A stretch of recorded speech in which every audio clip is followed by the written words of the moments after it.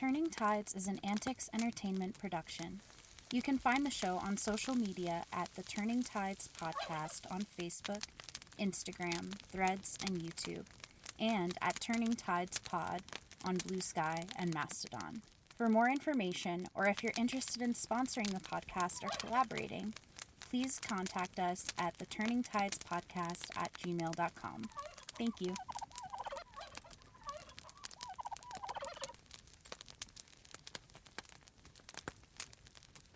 Warning: this episode of Turning Tides contains depictions of war, genocide, violence, rape, sexual assault, child abuse, slavery, and human trafficking.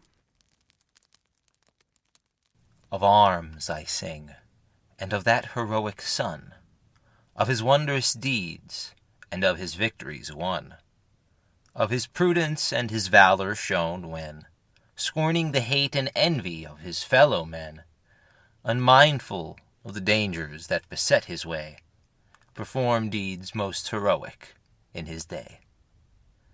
Gaspar Perez de Villagra, Historia de la Nueva México, 1610. Throughout an inhospitable winter, the people who lived in the Tiguex province suffered at the hands of a bloodthirsty madman. But when spring came, someone finally provided a solution. A man, likely a migrant from the Great Plains, came forward and told the elders and war chiefs about his plan for a clever ruse. He would lead the strange white men and their horrifying beasts into the middle of nowhere. Once they were all dead from starvation, he would return, and the people of Tiguex would be free. It was a long shot, but anything seemed preferable to rape, theft, cultural genocide, and forced conversions. It was not the first time the Pueblo world encountered Spanish mercenaries, but this Entrada, or expedition, would leave an indelible mark on the Puebloan peoples. The Pueblo world, prior to European arrival, was one which was in flux. New enemies were ever present, and intra-Pueblo rivalries often led to open warfare amongst the Puebloans. More than a few pueblos were abandoned prior to European arrival. As we have learned, the ritual abandonment of pueblos was often practiced, so these may not have been violent or sudden abandonments, but methodically planned ones. One of the main places this smaller abandonment affected was the Perejito Plain, which was previously home to thousands of people. This likely occurred between 1400 and 1450. Elsewhere, people were experimenting with smithing, as the natural abundance of coal and copper in the area allowed the Puebloans to readily exploit these resources. Once the Europeans arrived, Mexican silver was introduced to the area, and the Puebloans became master silversmiths. The foray of Alvar Núñez Cabeza de Vaca in 1527 brought Europeans out to the southwest for the first time. Cabeza de Vaca was part of an expedition to Florida and the Gulf of Cheap Eggs, originally headed by Panfilo de Narvaez. Almost immediately, the 600-man column was beset with issues. They were eviscerated through privation, starvation, and disease. The men were left for dead by the Spanish Navy, so the few survivors, headed by Cabeza de Vaca, made their way overland back to Mexico. In the end, only 4 members of the original group remained alive. Among them was a man named Esteban, who was trafficked by the Spanish. He acted as the official interpreter between the natives and the Spanish. Along their journey, they encountered a tribe Cabeza de Vaca called the Bison Hunters. These may have been members of the Great Sioux Nation. He wrote in his journal that the natives used, quote, emeralds made into arrow points, unquote. When asked about these, quote-unquote, emeralds, which were likely just copper ore, the Bison Hunters explained that they traded eagle feathers in exchange for the arrowheads with the people from the south. When asked if these people had possessed gold or silver, the bison hunters responded that the people there didn't care about either of these precious metals. These two small pieces of information were enough to start a rumor, which would span decades and lead to the colonization of the Southwest by the Spanish. The entirety of colonial Mexico now believed that there were 7 cities of gold scattered across the Southwest. Cabeza de Vaca was obviously proud of his tall tale. He even added the fabled cities of gold to his family's coat of arms. Once the Spanish authorities realized that the people to the north lived in towns and villages, they quickly separated the nomadic peoples of the plains from these town dwellers, whom they called Indios Pueblo, hence the modern term Puebloan. This term is obviously insufficient to describe the vast array of cultures and linguistic groups who live alongside one another in modern pueblos. The Spanish called their nomad counterparts Indios Barberos, and they equated these native peoples to be little more than animals. The Spanish would often launch slave raids against these nomadic peoples, which only increased their quote-unquote warlike disposition and brutal retaliations against white colonists and settled Puebloans alike. The pace of this enslavement only increased with Spanish hegemony firmly in place. Additionally, the Spanish exacerbated the intensity of domestic slavery which was practiced by the native tribes. For example, the Utes and the Comanche, to varying degrees, frequently raided the Navajo for slaves. The Navajo, in turn, sometimes practiced enslavement as well. The practice of enslavement would spread to various tribes and would eventually lead to some native support of the Confederacy during the United States Civil War. Stephen Lekson has confirmed that some low-level form of domestic enslavement was occurring both prior to, during, and after Spanish dominion. But he stresses that the chattel enslavement practiced by the industrial United States, Great Britain, etc., was far more brutal than native enslavement, which was a form of domestic servitude practiced in most quote-unquote intermediate societies throughout the world. Although we won't be discussing all of the cultural and linguistic differences present amongst modern-day Puebloans, we will attempt to very briefly go over some of the major differences amongst them in order to understand the rainbow of cultures which are present today and those that were around in the mid-16th century. First off, the Zuni speak Zuni, which is a language isolate, meaning there are no languages like it in the world. However, Craig Child says that one language specialist claimed the cognitive structure of the Zuni language can be compared to Japanese. As of 2015, there were almost 10,000 native speakers. Next, the Tanoan language group is immensely sophisticated. This group was the main focus during Coronado's 1540 to 1542 expedition. Amongst the Tanoan language group, 4 major sub-dialects are spoken, each of which has its own regional variants. In total, almost 6,000 native speakers still exist. The Keres or Keresan language is completely distinct from the Tanoan language. Amongst those speakers, Eastern and Western varieties are distinguishable from each other. This language grouping is one of the largest, with over 13,000 native speakers. Finally, at Hopi, a Uto-Aztecan language is spoken by about 6,000 people, pointing to a combined lineage of northern hunter-gatherers and southern nobility. All these languages are endangered, save for Keresan, and countless other language branches have died out entirely. Piro, for example, was once spoken in a number of pueblos, but the speakers have all passed on or incorporated certain phrases into modern-day Tanoan. In total, the Puebloans number 75,000 today, which is 5,000 less than their original pre-Columbian population estimates of approximately 80,000. Back in the 16th century, in spite of the gold fever which swept the colony of Mexico, it took years for another expedition to be launched. This one was led by the Franciscan friar Marcos de Niza. Amongst the party was Esteban, working once more as the expedition's official interpreter. They arrived near the modern-day pueblo of Zuni, and almost immediately a culture clash, or outright piggish behavior by the Spanish, resulted in violence and death. The story goes that the Spanish were at first treated respectfully and brought food and drink. But when Esteban began demanding native women for his quote-unquote use, the people of the pueblo became enraged and killed Esteban and his entourage where they stood. The remainder of the expedition fled from Zuni as fast as their legs could carry them.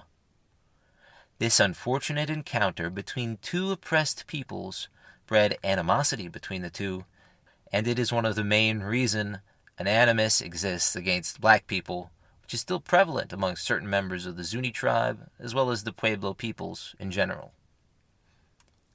Upon his return, the expedition's leader claimed to have been to at least to one of these cities of gold, which he called Cibola.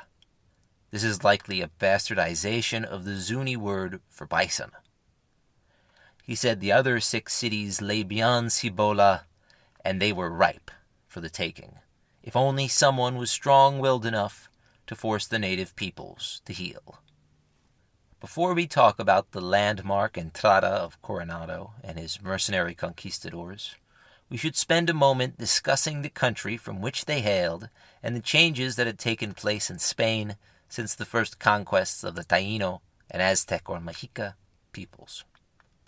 Since those two bloodbaths, the Spanish crown had actively attempted to repair its image.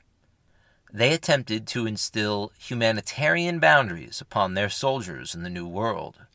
This had little effect, as the distance involved was great, and the bureaucracy which would be necessary to keep subordinates in check was near impossible to facilitate.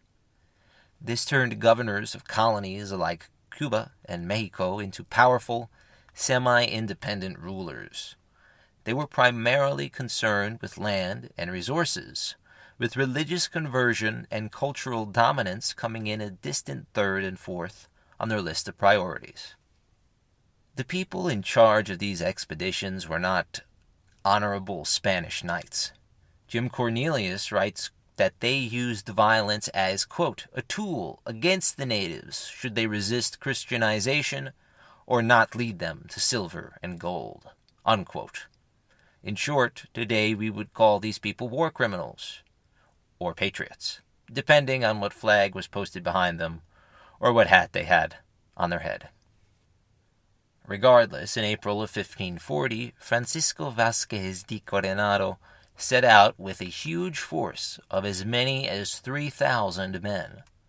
The vast majority of them were the famed Aztec jaguar warriors and other native allies. As with any discussion about colonization, it's important to note that the role of Spain's native allies was crucial to their ability to successfully colonize these peoples. It is due to these collaborators that the Spaniards were able to conquer nearly 2 continents. God, guns, and germs undoubtedly played a huge part, but the manpower provided by Mexico was indispensable as well. Divide and conquer was the name of the game, and the Spanish were incredibly adept at exploiting native rivalries to suit their own ends. Once they got the people to turn on each other, the Spanish would be able to exploit the land and resources of quote-unquote New Spain for their king. Alongside the armed contingent of the expedition were upwards of 500 war horses and thousands of heads of livestock. Both of these would have been oddities to the Puebloans, but new evidence shows that horses were being traded along native routes since their first reintroduction to the continent by Cortés. On July 7th, the Coronado expedition arrived in the village of Hawiku, who were Zuni speakers. The expedition quickly realized the fabled golden city of Cibola was a medium-sized run-of-the-mill pueblo with a few thousand people living in it. They cursed the friar who had lied to them, and he was soon sent packing back to Mexico. In spite of having strict orders to the contrary, violence quickly broke out between the Puebloans and the Spaniards. The pueblo was in the midst of a grand celebration, and when they were confronted by the Spanish army, they figured this was one of the slave-raiding parties which had routinely decimated the Apache and the natives of western Mexico. Coronado then captured the pueblo, but only after being severely wounded in the running fight. Hawiku was never the same. When Oñate finally conquered Nuevo Mexico in 1598, the priests he left in charge at the pueblo erected a church on top of the ceremonial kiva of the Puebloans.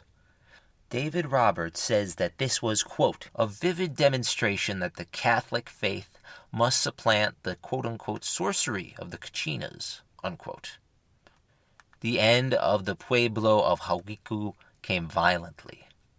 In 1676, the men were away in the fields when the Apaches stormed the settlement and killed, or hauled away, all the women and children. The surviving men had nothing left, and they drifted to different remaining pueblos and tried to start again. Back in 1540, Coronado and his men were clearly getting desperate. He sent a detachment of men west under the command of Garcia Lopez de Cardenas. This detachment ran right up to the Grand Canyon, which hampered their progress significantly. Next, it moved to southern Arizona, where it met the Sobaipuri Odham in battle. The Odham's charge was so rapid that the Spanish had no time to respond with their arquebusiers and the small cannon they brought. It seems they had overpacked one of their cannons with powder, which resulted in the barrel exploding. The other was left on the ground, where it was uncovered 500 years later as a testament to the prowess of these indigenous peoples in warfare. Meanwhile, Coronado was traveling along each side of the Rio Grande, searching desperately for gold and committing near daily atrocities against the natives. It was only when winter set in and the army demanded supplies from the people of Tiguex that the Spanish became utterly desperate. In each pueblo, Coronado would demand shelter and supplies for his men, and upon refusal, the pueblo was plundered and burned to the ground. Numerous pueblos suffered this fate, while those which remained standing were depopulated as more people left the Tiguex region to escape the horrors of the Spanish interlopers. The people of the Tiguex, largely Tewa speakers, united in a final show of defiance against the Spanish. They amassed their forces in the highly defensible pueblo of Mojo, whose location today is unknown. They withstood a Spanish siege, which lasted several months. Approximately 400 Puebloan defenders died here. The rest were enslaved upon their surrender. It was after these events that the plains migrant, El Turco, dubbed by the Spanish for his Mediterranean features, volunteered to lead the Spanish on their wild goose chase, which began this episode. He likely led them over the Rockies, into the Texas Panhandle, through western Oklahoma, and into Kansas. It wasn't until they arrived at this final destination that the Spanish caught wise to the so-called Pecos plot, laid by El Turco. They tortured him into confessing and then garroted him. Upon Coronado's return, the Puebloans at Jemez, Towa speakers, took up arms against the Spaniards, which led to a pitched battle that resulted in a Spanish victory. The defeated Puebloans refused to submit, however, and they took up defensive positions inside the Pecos Pueblo, which was one of the largest in the entire Pueblo world. Another siege followed, but this time the will of the Spaniards to continue fighting was completely sapped. They returned to Mexico in 1542, completely worn out and with nothing to show for their efforts. Coronado was absolutely humiliated by his failure to bring back any gold, and the news of his atrocities shocked even the most ardent Spanish inquisitor. Official charges were brought against Coronado for his barbarous treatment of the northern pueblos of Tiguex. These charges amounted to nothing, as he was eventually acquitted by the Spanish judicial system. Coronado died in 1554, and the failure of his expedition was so immense that the Spanish refused to send another for several decades, deeming any venture into these northern deserts to be a waste of time and resources. It was during this time that Puebloan society was able to repair itself and experience their last few years of independence from the Spanish. The Puebloans likely thought that they were safe. The white sorcerers from the south had finally come to realize that the yellow stones that they salivated over were not present in the Pueblos. The Puebloans' most precious stone was turquoise, which was imported from the east, which the Spaniards routinely scoffed at and threw aside, deeming it worthless.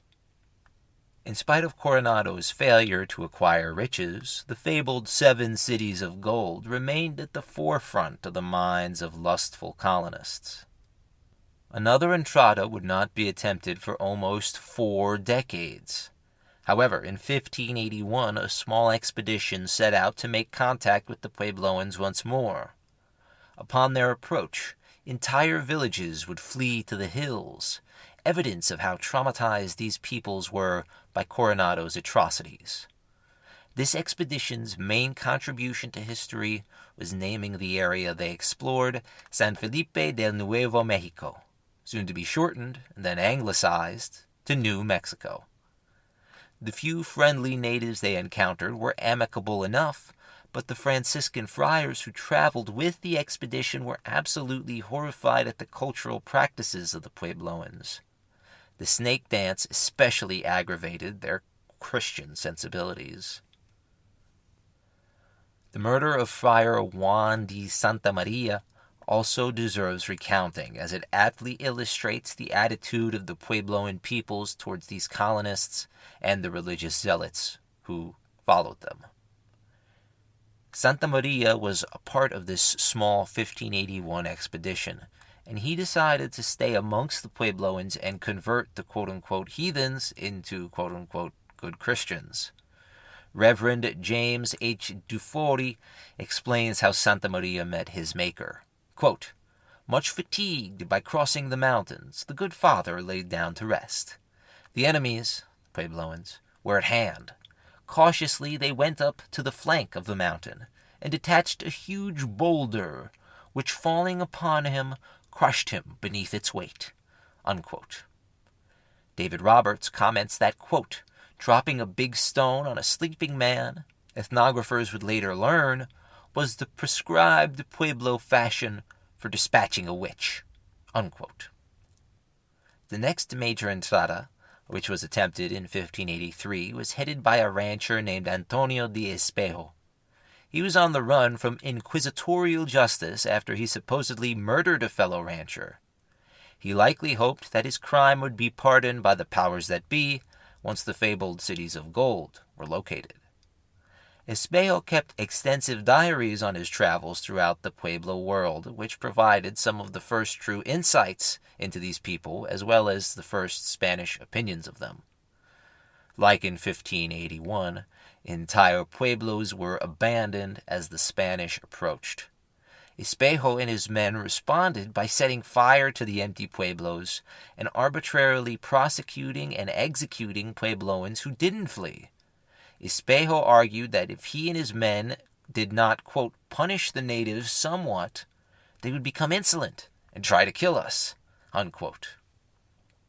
Approaching the Acoma Pueblo, Espejo's men were set upon by the natives, and the Spanish retaliation was swift. They burned the settlement to the ground and destroyed the cornfields. Unfortunately, the troubles for those living at Acoma would only increase with future expeditions. Following this devastating raid, Espejo and his party arrived at Hopi, where they learned that Franciscan friars who had stayed behind decades ago had since been murdered.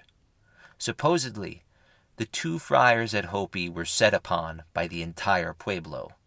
One had his head smashed in with a wooden block. The other was riddled with arrows. Their bodies were subsequently tossed unceremoniously into a raging river. In response, the pueblo, with many of its inhabitants still inside, was set on fire, and an unknown number of people perished in the blaze. The main purpose of Espejo's expedition was to find serviceable gold or silver mines, and in this he had completely failed. He tried to coerce colonial officials back in Mexico into funding a follow-up expedition which would lay down permanent roots in Nueva Mexico, but he died en route to Spain while attempting to plead his case before higher authorities. A 3rd Entrada was initiated illegally by treasure hunters. A 4th was sent to arrest the 3rd, and the 5th ended after the 2 leaders killed each other and the rest of the party was wiped out in the wilderness. It was clear that the Spanish were becoming more and more dead set on claiming all of Nueva Mexico for the Spanish king. In order to do so, Spain needed a conqueror, and their man ended up being the Mexican-born Juan de Oñate y Salazar. His father, Cristobal, was one of the first millionaires in colonial Spanish history, and he is regarded as the founder of the richest silver mine in all of Mexico, located in Zacatecas.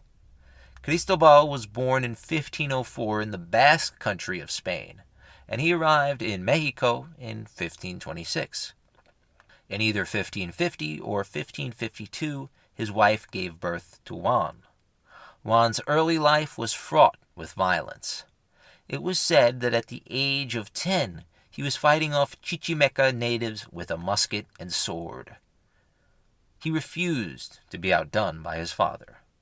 Oñate founded a silver mining town all his own called San Luis Potosi. It was through his management of these profitable mines that he gained the ear of colonial authorities in Mexico City. It was also here that he married Isabel de Toloso Cortés de Montezuma, the granddaughter of Cortés and the great-granddaughter of the Aztec Emperor Montezuma. He arrived in Nuevo Mexico in 1598 with the goal of completely converting the Indios Pueblo. In reality, his goals were the same as the past Entradas: discover resources, exploit them for personal enrichment, and subjugate the people to get their free labor. In April, he unilaterally declared that all of Nuevo Mexico was now a part of the Spanish Empire, saying that Philip II was now sovereign of, quote, every creature, spiritual and corporeal, rational and irrational, from the highest cherub to the lowliest ant and tiniest butterfly, unquote. In each pueblo, he would proclaim this good news. However, he did so in Spanish, ensuring that no one in the pueblo had any idea what he was raving about. The Entrada was relatively small when compared to Coronados. There were only about 150 soldiers, an unspecified number of native allies, and 560 colonists, destined to be the first generation of Spaniards in the newly annexed colony. Carrying this throng of humanity were 80 ox-drawn carts. This caravan supposedly stretched for 2 miles, and the going was always slow. Regardless, after entering a pueblo and recanting the annexation decree, Oñate forced the entire village into a mass conversion. On July 11th, he entered the pueblo of San Juan, today Okeowinga.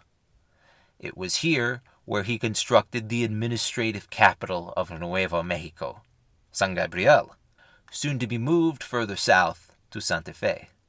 He claims most Puebloans went along with his annexation and conversion decrees willingly at first.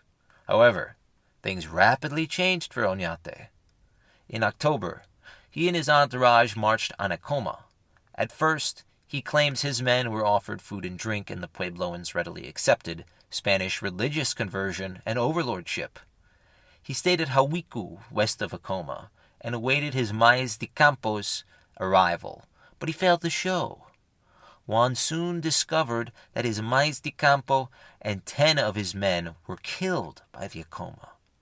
This was beyond a professional blow to Oñate, as the Maíz de Campo who was killed was also his cousin. What exactly happened to these men remains up for debate. If one were to passively accept the Spanish side of the story, the noble Spaniards were set upon by bloodthirsty natives who had planned the double cross from the beginning. Gaspar Perez de Villagra writes that an Acoma war chief named Zutacapan rallied the anti-Spanish forces to his side, saying, quote, "Tell me, how could there be a greater misfortune, a more terrible disgrace upon all of us, than to submit to the slavery and subjugation offered us, and be obliged even to feed these strangers? I swear by all the living gods that not a man should remain alive, rather than submit to this tyranny." Unquote. The Acomans, led by Zutacapan, then engaged the Spaniards in dreadful hand-to-hand combat. Urging his followers into the maelstrom, Zutacapan supposedly shouted, quote, "Death! Death by blood and fire! Death to those thieves who have so arrogantly dared to set foot in our lofty fortress." Unquote. Finally, Villagra says, the Maíz de Campo was dispatched by Zutacapan in single combat. How exactly a Spaniard was able to interpret this speech and the following battle description, especially considering he was not present when it occurred, is unclear. More than likely, the Spanish completely fabricated this description of the event that took place. Another story purports that a Spanish soldier stole or attempted to make a transaction for 2 turkeys, resulting in his death and the death of his fellow soldiers. At any rate, this unfortunate incident would lead to decades of suffering which are still etched upon the minds of many Acomans. Oñate demanded justice and declared, quote, "The Acomas must at once abandon the fortified place in which they live. The Indians must deliver up the bodies of those killed, their personal belongings and weapons. After the Indians have been removed from the pueblo and placed under custody, you will send back to the pueblo as many soldiers as you deem necessary. Burn it to the ground and leave no stone on stone, so that the Indians may never be able again to inhabit it as an impregnable fortress." Unquote. As 1599 began, the military contingent of Oñate's expedition prepared for a fight which would determine the next 80 years of history for Nueva Mexico. The Acoma had a clear terrain advantage. Their sky city was 500 feet in the air and only able to be assaulted via hand and toe holds, which were precarious enough for seasoned Puebloan climbers, let alone armored conquistadors. Regardless, the Spanish had an overwhelming technological and organizational advantage. If the fight dragged on, there was little hope the Acoma would be able to resist. They found the Acoma determined and ready for battle. The entire Sky Island was brimming with warriors, chanting their war songs and taunting the Spanish onward. They were armed to the teeth with bows, war clubs, obsidian blades, and the handful of Spanish swords and muskets they took off the bodies of the dead white men. They were determined to live freely or die trying. Starting on January 22nd, Acoma was slowly annihilated by the Spanish. Feigning a frontal attack, a smaller detachment circled around Acoma and entered the Sky Island from the rear, completely upending the defensive advantage of the Acoma. Rushing to defend their rear, the Acoma were unable to dislodge the Spanish, whose firearms were deadly accurate at such close range. Realizing all was lost, the Acoma went on a frenzied killing spree, going house to house and wiping out their own families, rather than submit to the Spanish. Spanish interpreters pleaded with the Acoma warriors to cease the bloodshed, if only for the sake of their wives and children. The Acoma warriors replied that, quote, they and their women and children wanted only to die, and that the Spaniards were scoundrels, unquote. Finally, the Spanish decided to burn the rest of the pueblo, engulfing those who did not die in battle in the flames. The wreckage of Acoma was complete. Amongst the rubble, the charred and bleeding remains of at least 600 to as many as 800 Acoma lay in heaps. Another 500 Acoma were taken prisoner and were sent to Mexico to stand trial for their crimes. The trial of the 500 Acoma was a complete farce, but Oñate did at bare minimum hear the testimony of several native participants in the battle. They all told him that the violence was started by or because of the Spanish. Their testimony was largely discounted. Others said that many of the Acoma refused to fight at all, hoping to be spared from Spanish wrath. The defense attorney for the Acoma, Alonso Gomez, argued passionately on behalf of the 500, even saying that it was the Acoma who should be compensated by the Spanish crown for their loss of property and loved ones. His arguments fell on deaf ears. The punishment dealt out by Oñate was draconian and depraved. He decreed that every male prisoner over the age of 25 was to have his right foot cut off and was sentenced to 20 years of slavery, a virtual death sentence. The girls and women between the ages of 12 and 20 were likewise given 20 years of slavery.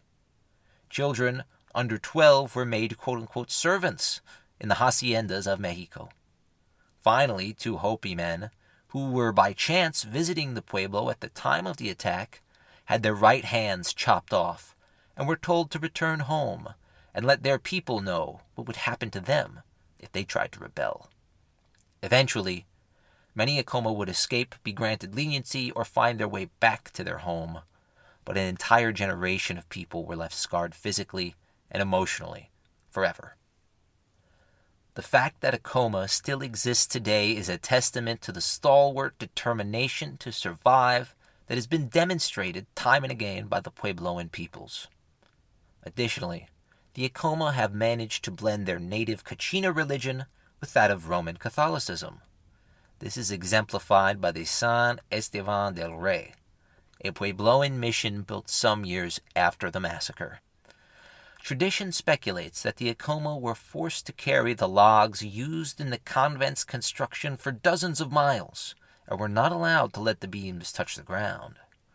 In spite of this, the mission remains standing, even after the Pueblo Revolt of 1680 destroyed most of the Spanish architecture which had existed prior. The first few years of Nuevo Mexico were fraught with colonial infighting, factional violence, and increasingly paranoid behavior on the part of Oñate. He was arbitrary to the extreme, and by 1600, most colonists were fed up with the meager existence they were eking out. Oñate started seeing enemies everywhere, and he went to violent extremes to quell his fears, even having 2 of his most trusted lieutenants murdered. By 1601, both Puebloan and Spanish colonists alike were suffering due to a food shortage. Refusing to listen to the people he governed, Oñate took off on another expedition, this time to the Gulf of California. While he was away, most of the colonists in San Gabriel took the opportunity to flee the province. When they arrived in Mexico City, they brought with them the stories of violence and corruption Oñate engaged in daily. This was enough ammunition for charges to be brought against him. He resigned as governor and was convicted for a litany of abuses, including murder. His sentence? Permanent banishment from the colony he founded. Returning to Spain a destitute man, Oñate died in 1625. Oñate shared the fate of many explorers and conquistadors of his day. He died broke, yearning for gold. He died a disgrace. Yet for some reason, he was honored after his death as a quote-unquote true trailblazer and a Hispanic visionary. In fact, in 1992, In celebration of the anniversary of Columbus's quote-unquote discovery of the Americas, the convicted murderer Oñate was honored with a massive equestrian statue at the entrance of the New Mexico Cultural Center. Years later, in 1998, Hispanics living in New Mexico recreated Oñate's Entrada, complete with 16th century regalia and gear. Unsurprisingly, the march's organizer claimed he was, quote, unsure about how to include New Mexico's Indian Pueblos into the project, unquote. In response to the proposed celebrations and marches, several activists took matters into their own hands to protest the hero worship of a genuine scoundrel. In the dead of night, on January 5th, 1998, these activists, who called themselves the Brothers of Acoma, symbolically cut off the right foot of the Oñate statue. A week later, the Oñate statue had a new right foot, courtesy of a displeased original artist who said, quote, what Oñate did might seem cruel and unusual, but what about what the Indians did to him? Unquote. That speaks for itself. The incident demonstrates clearly the cognitive dissonance that exists within colonizers and their supporters, as they misinterpret and wrongly justify these imperialist and damn near genocidal acts. This dissonance has created a fork in the road of history, and has unfortunately allowed misinformation and misinterpretation to grow exponentially within the stories of ancient peoples, especially native populations, as the quote-unquote winners always seem to push their stories into the limelight over the stories of the people they conquered. In order to understand history better, we need to accept the realities of history. Anyone who tries to sugarcoat history to make themselves look better or to justify some asshole statue being built is doing a disservice to the human story, the modern world, and the people who would benefit from learning our true history. We should study history not just to understand the past, but to question why and how we prevent it from repeating itself. The story of La Entrada demonstrates how easy it is to use violence to bring people to heel, as well as how damaging that violence can be. Not just for those who endure it directly, but also for those who live on and come after. The Puebloan way of life did not cease with Spanish arrival.